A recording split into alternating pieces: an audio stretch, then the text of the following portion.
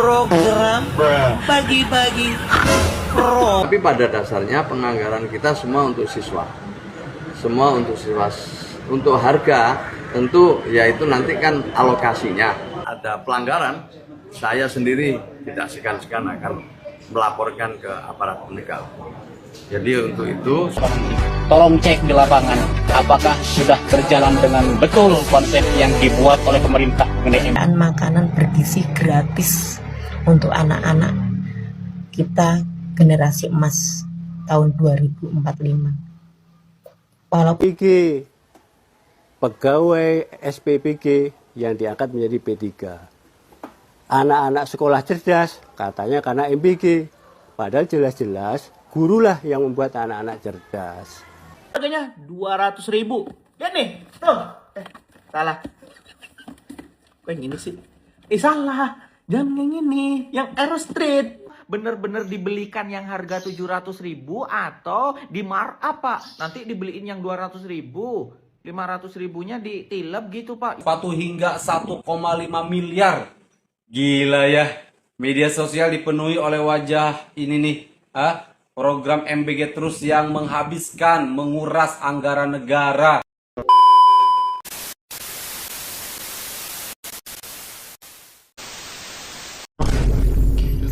Assalamualaikum warahmatullahi wabarakatuh. Apa kabar teman-teman? Semoga kalian dalam keadaan sehat dan tak kurang suatu apapun. Semoga selalu bahagia, banyak uang seperti beruang.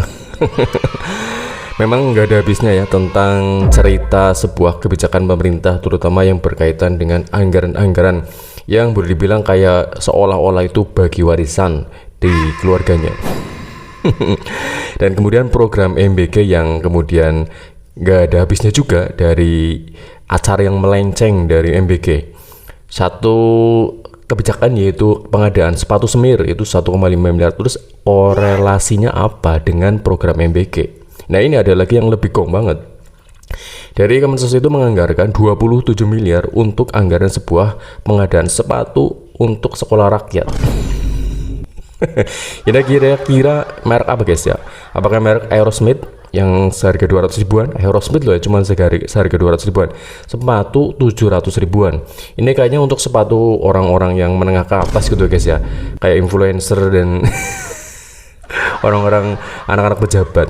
Nah, ini menjadi sebuah pertanyaan, apakah benar-benar sih pemerintah memperhatikan masyarakatnya? Karena anggaran-anggaran yang dialokasikan itu hanya sekedar untuk yang nggak jelas gitu ya.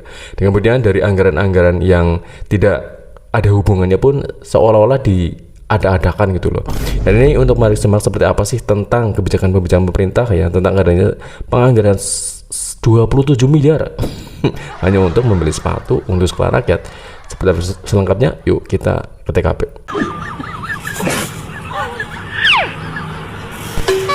Program bagi-bagi pro ini. Sepatu harga 700.000. Kementerian Sosial tahun ini menganggarkan untuk sepatu sekolah rakyat 27 miliar dengan rincian itu sepatu merek lokal dengan pasarnya 700.000. Itu urgensinya apa? Padahal sepatu lokal di bawah 700 itu juga banyak ya Gus ya. untuk penganggaran nanti detailnya bisa dikonfirmasi lebih lanjut ya. Tapi pada dasarnya penganggaran kita semua untuk siswa. Semua untuk siswa. Untuk harga tentu yaitu nanti kan alokasinya. Nah nanti kan ada proses lelang dan lain sebagainya, bisa jadi harganya lebih murah dari alokasi yang ada. Intinya penganggaran di sekolah rakyat itu semua adalah untuk kebutuhan siswa, di samping untuk kebutuhan operasional. Kebutuhan siswa apa saja? Untuk makan, untuk minum, untuk seragam, ya termasuk sepatu dan lain sebagainya. Ya kalau untuk soal harga ya tentu kami menyerahkan sepenuhnya kepada proses pengadaan yang ada. Kami sudah sampaikan kepada teman-teman yang bertanggung jawab terhadap pengadaan di Kementerian Sosial untuk tidak main-main. Kerjanya diawasi tidak hanya oleh lembaga-lembaga resmi tapi juga oleh masyarakat luas. Jangan melakukan penyimpangan, jangan mau diintervensi oleh siapapun. Saya dan Pak Wamen telah berkomitmen untuk tidak akan ikut dalam proses pengadaan, lakukan sesuai prosedur, sesuai ketentuan yang ada. Jika ada pelanggaran, saya sendiri tidak segan-segan akan melaporkan ke aparat penegak. Jadi untuk itu sekali lagi ya, semua penganggaran di lingkungan Kementerian Sosial khususnya yang sekolah rakyat telah direncanakan, pelaksanaannya harus dikawal dengan baik. Soal harga detailnya nanti bisa dikawal bersama-sama, dilihat secara bersama-sama. Jika ada pelanggaran, saya sendiri tidak segan-segan akan melaporkan ke aparat penegak. Kementerian Sosial tahun ini menganggarkan untuk sepatu sekolah rakyat 27 miliar dengan rincian itu sepatu merek lokal dengan pasarnya 700.000. Itu urgensinya apa, padahal sepatu lokal di bawah 700 itu juga banyak ya Gus ya. Untuk penganggaran nanti detailnya bisa dikonfirmasi lebih lanjut ya. Tapi pada dasarnya penganggaran kita semua untuk siswa. Semua untuk siswa. Untuk harga tentu yaitu nanti kan alokasinya. Dan nanti kan ada proses lelang dan lain sebagainya, bisa jadi harganya lebih murah dari alokasi yang ada. Intinya penganggaran di sekolah rakyat itu semua adalah untuk kebutuhan siswa, di samping untuk kebutuhan operasional. Kebutuhan siswa apa saja? Untuk makan, untuk minum, untuk seragam, ya termasuk sepatu dan lain sebagainya. Ya kalau untuk soal harga ya tentu kami menyerahkan sepenuhnya kepada proses pengadaan yang ada. Kami sudah sampaikan kepada teman-teman yang bertanggung jawab terhadap pengadaan di Kementerian Sosial untuk tidak main-main. Kerjanya diawasi tidak hanya oleh lembaga-lembaga resmi, tapi juga oleh masyarakat luas. Jangan melakukan penyimpangan, jangan mau diintervensi oleh siapapun. Saya dan Pak Wamen telah berkomitmen untuk tidak akan ikut dalam proses pengadaan, lakukan sesuai prosedur, sesuai ketentuan yang ada. Jika ada pelanggaran, saya sendiri tidak segan-segan akan melaporkan ke aparat penegak. Jadi untuk itu sekali lagi ya, semua penganggaran di lingkungan Kementerian Sosial khususnya yang sekolah rakyat telah direncanakan, pelaksanaannya harus dikawal dengan baik. Soal harga detailnya nanti bisa dikawal bersama-sama, dilihat secara bersama-sama.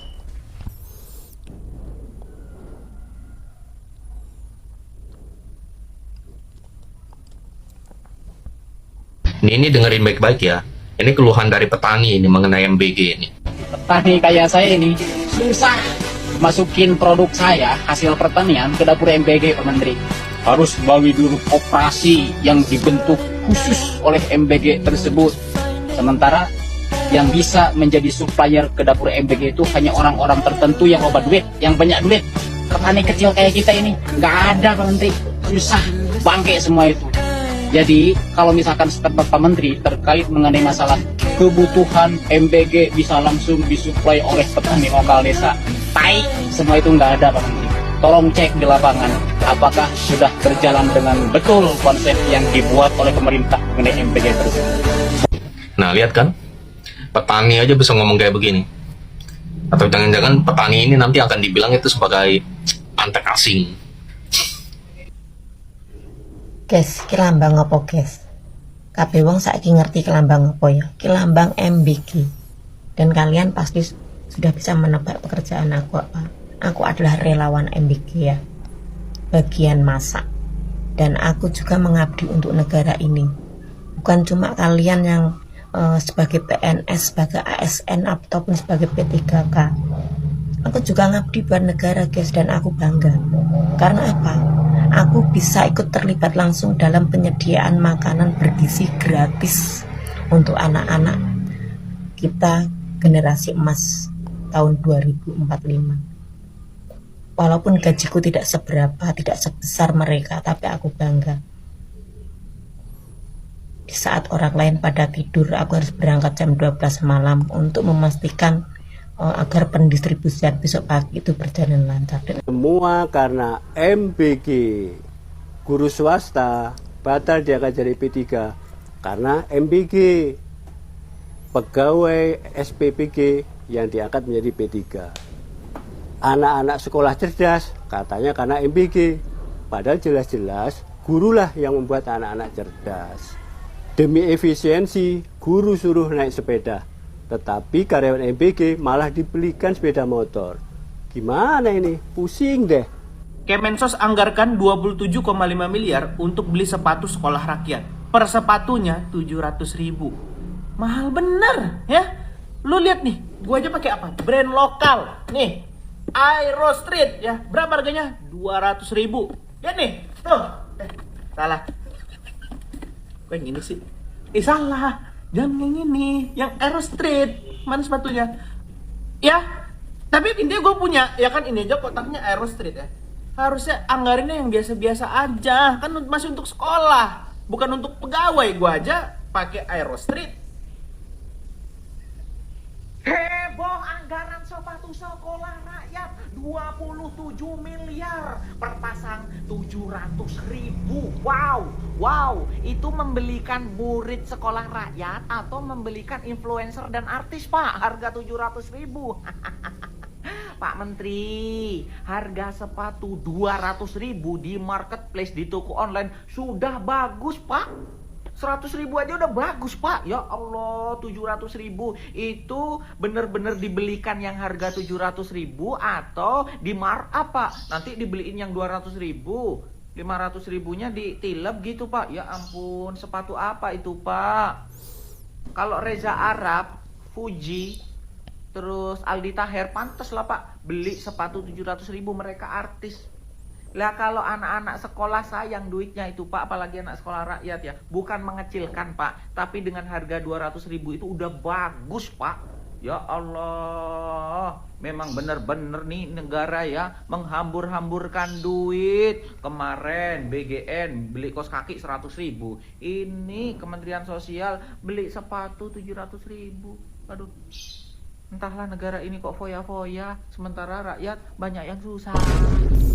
Dari pertanyaan Gusipul sebagai Kemensos, sebenarnya sih ada sebuah pernyataan yang boleh dibilang ini sangat aneh sekali teman-teman ya, karena dia bilang nanti adanya sebuah pelelangan tender, dan secara logika pelelangan tender itu kan diambil dari yang termurah.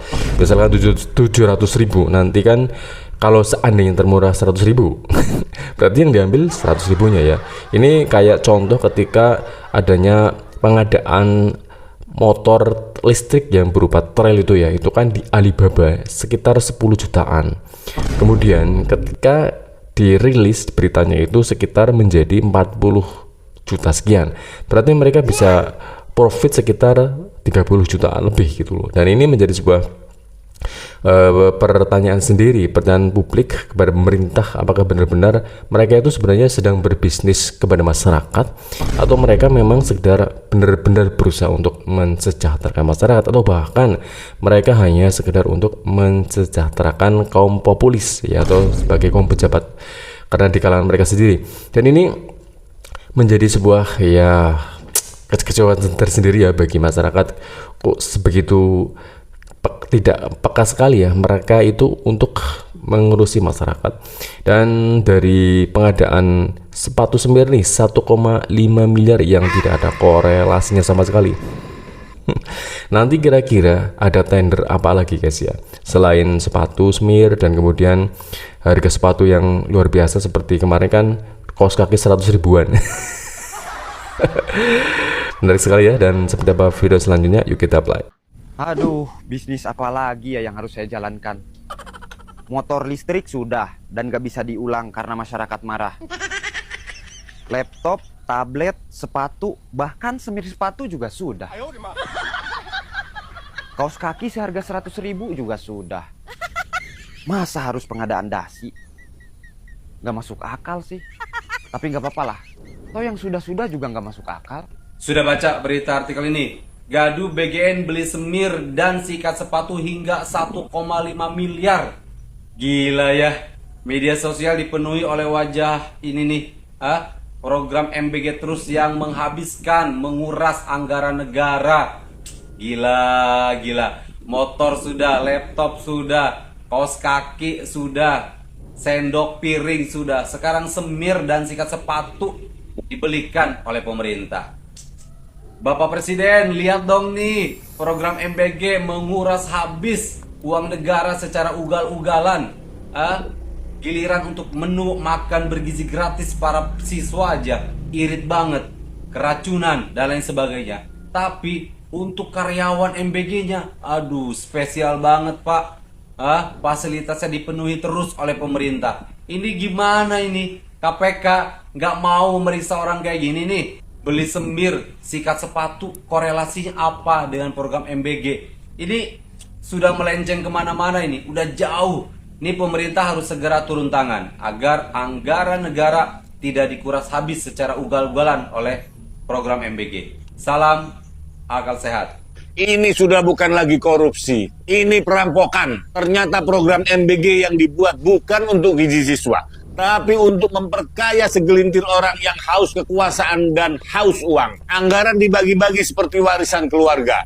Tidak ada hubungannya dengan gizi siswa. Lihat ini, belanja kaos kaki, semir, sepatu, hijab, handuk, ransel, sweater, topi, celana, dan lain sebagainya. Emangnya gaji pegawai MBG tidak cukup beli kebutuhan pribadi?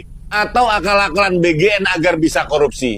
Ini gila, ini perampokan di siang bolong. Uang rakyat yang seharusnya jadi sekolah, bangun rumah sakit, gaji guru, bayar BPJS, justru mengalir deras ke kantong segelintir elit tanpa rasa malu. Dilakukan secara telanjang. KPK harus mengusut. KPK harus segera bongkar. Tangkap semua yang terlibat. Senyum. Janji dia ya. Teti pamari. Teti bapa. Lelu pamari, lelu pamari. Lelu pamari kau chat.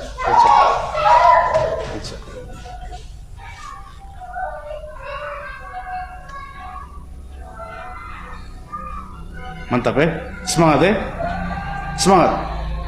Saya siap sekolah. Ya. Saya siap sekolah. Saya harus mandi pagi. Saya harus mandi pagi. Ya pintar, pintar deh. Kemarin saya lihat, Pak lihat kau punya tulisan bagus sekali. Harus sekolah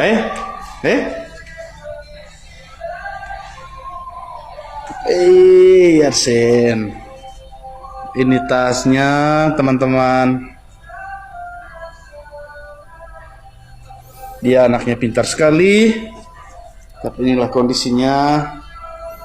Mantap Oke. Terus. Aduh, bisnis apa lagi ya yang harus saya jalankan? Motor listrik sudah dan gak bisa diulang karena masyarakat marah. Laptop, tablet, sepatu, bahkan semir sepatu juga sudah. Kaos kaki seharga 100.000 juga sudah. Masa harus pengadaan dasi? Gak masuk akal sih. Tapi gak apa-apa lah. Toh yang sudah-sudah juga gak masuk akal.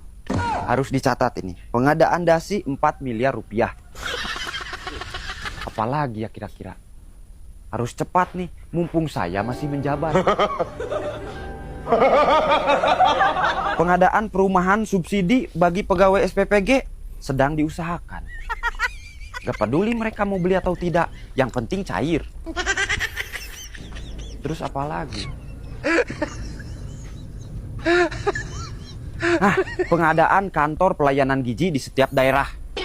Cocok. Ini sangat cerdas. Harus segera diusahakan. Apapun yang terjadi, ini harus disetujui. Demi gizi anak saya. Loh, demi gizi anak bangsa.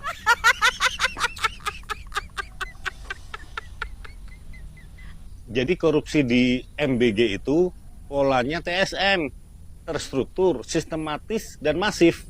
Terstruktur itu karena terencana. Ada organisasi yang mengatur dari pusat sampai bawah. Ada BGN pusat, ada dapur SPPG di desa-desa. Hebatnya semua kebagian, semua bancakan. Itu kalau ada korupsinya. Kalau sistematis itu polanya diatur secara rapi, mateng. Ada aturan khusus yang mengatur pola korupsi. Jadi seakan-akan tidak korupsi. Padahal itu korupsi yang diatur dalam prosedur. Contohnya, setiap kepala SPPG dapat insentif 6 juta per hari. Itu berdasarkan keputusan kepala badan BGN. Tidak ngapa-ngapain dapat 6 juta per hari. Kalau kepala dapur saja dapat 6 juta, berapa penggede-penggede di Jakarta? Itu kalau ada korupsinya. Yang ketiga masif. Masif itu dilakukan secara bersama-sama, secara besar-besaran. Dan cakupannya merata. Itu masif. Contoh korupsi yang masif ini, pengelola dapur satu SPPG mengelola 3.000 porsi buat pelajar. Nah, jumlah belanja untuk satu porsi itu 8.000. Kemudian dikorupsilah 3.000, jadi belanjanya 5.000. 3.000 rupiah dikalikan 3.000 jumlah pelajar, dia korupsi sehari 9 juta. Kalau 1 bulan, 20 hari kerja, 180 juta di luar keuntungan yang lain. Itu kalau ada korupsi. Kebijakan pemerintah yang tampaknya yang berfokus kepada MBG itu malah justru jauh melenceng dari apa yang seharusnya mereka lakukan untuk memenuhi gizi, terutama untuk anak-anak yang di daerah terpelosok yang katanya itu diberi menu lele 1 ekor per siswa. Viral ya tentang pernyataan seorang kepala BGN yaitu Dadan Hindayana yang mengatakan bahwa satu siswa itu diberikan 1 potong daging sapi per hari dan kemudian diberi susu, yang susu itu harus ada sebuah sapi yang memang benar-benar difokuskan diternak untuk memenuhi gizi dari para siswa. Tetapi setelah terjadi di realita ternyata hanya sekedar susu kotak. Dan kemudian lelenya jadi lele gaib, nggak ada gitu. Apa sudah menguap lelenya ya? Karena dari apa yang mereka terima itu nggak ada lele ya. Karena seperti yang pernah disampaikan kepada Pak Prabowo Subianto, bahwa Dadan Hindayana mengatakan bahwa mereka memberi 1 ekor lele dan kemudian 1 potong daging sapi per hari untuk para siswa. Dan kemudian SPBG itu memotong 1 ekor sapi untuk memenuhi kebutuhan daging yang mereka berikan. Tapi kenyataannya jauh melenceng. Meskipun ada sebuah survei yang mengatakan bahwa MBG di Indonesia itu jauh lebih baik dari Jepang dan Eropa. Padahal ya seperti yang kita ketahui bahwa Jepang sudah mengadakan MBG itu sejak tahun 80-an atau sekitar kurang lebih 85 sampai 86. Dan mereka sudah menghadapi berbagai trial and error untuk benar-benar mempersiapkan gizi dengan mutlak secara efisien atau mungkin boleh dibilang secara real gitu. Memang mereka memberikan gizi yang terpenuhi. Nah, di Indonesia baru diadakan banyak dugaan kasus pelencengan dengan pengalokasian dana MBG dan kemudian juga terjadi banyak keracunan. Meskipun survei yang ditujukan kepada presiden itu katanya gagal hanya sekitar 0,01 atau sekitar boleh dibilang nggak ada 1% ya, boleh dibilang berhasil. Meskipun pada faktanya itu banyak yang keracunan. Apakah ini benar-benar real Prabowo Subianto dibohongi oleh para pejabat di bawahnya? Atau mungkin Prabowo Subianto tahu tapi tidak mau tahu, atau mungkin dia punya HP tapi nggak punya kuota. Karena masyarakat mempunyai pertanyaan, kok bisa presiden mengatakan hal-hal yang baik tetapi pada kenyataannya sangat buruk. Dan semoga saja ini menjadi pelajaran bagi pejabat selanjutnya atau yang sekarang menjabat agar lebih peka terhadap kejadian real nyata di permukaan. Cukup sekian ya para teman-teman, semoga menambah informasi. Sampai jumpa di video selanjutnya. Assalamualaikum warahmatullahi wabarakatuh. Jangan lupa subscribe.